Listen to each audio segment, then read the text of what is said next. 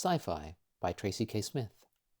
There will be no edges but curves, clean lines pointing only forward.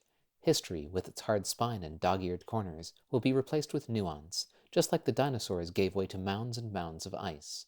Women will still be women, but the distinction will be empty. Sex, having outlived every threat, will gratify only the mind, which is where it will exist.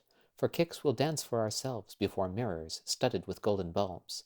The oldest among us will recognize that glow, but the word sun will have been reassigned to the standard uranium-neutralizing device found in households and nursing homes. And yes, we'll live to be much older, thanks to popular consensus. Weightless, unhinged, eons from even our own moon, will drift in the haze of space, which will be, once and for all, scrutable and safe.